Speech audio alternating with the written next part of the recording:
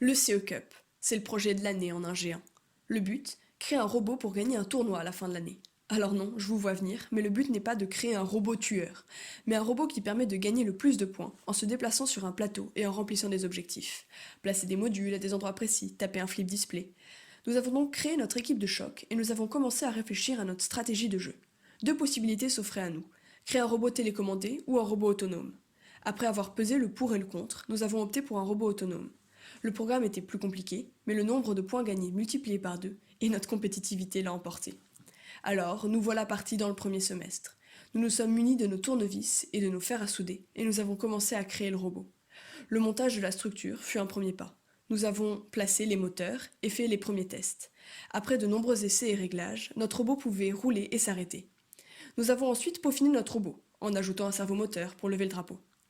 Les deux dernières étapes de ce semestre étaient la gestion du temps et la gestion des obstacles, pour ne pas rentrer dans les autres robots ou se faire disqualifier. Après les quelques difficultés attendues, nous avons réussi à coder un programme satisfaisant qui nous a permis de faire homologuer notre robot pour la première sélection de notre TD en décembre.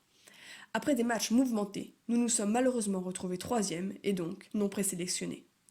Si cette défaite a été une ombre pendant nos vacances de Noël, elle a vite été remplacée par une motivation nouvelle en janvier, quand les nouvelles règles ont été révélées.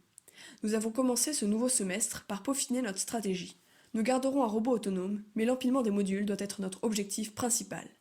Les idées ont fusé entre ascenseur à modules et pinces tournantes. Notre stratégie a finalement été décidée, protéger notre tour. Nous voulions laisser un puits au milieu de notre robot pour pouvoir empiler nos modules tout en protégeant la tour des autres robots qui voudraient la prendre. Les modules y seraient placés grâce à une pince tournante. Malheureusement, le confinement nous a mis des bâtons dans les roues. Et loin des imprimantes 3D, nous n'avons pu modéliser notre idée qu'avec les matériaux que nous avions à proximité, avec des bâtons de glace et du scotch notamment.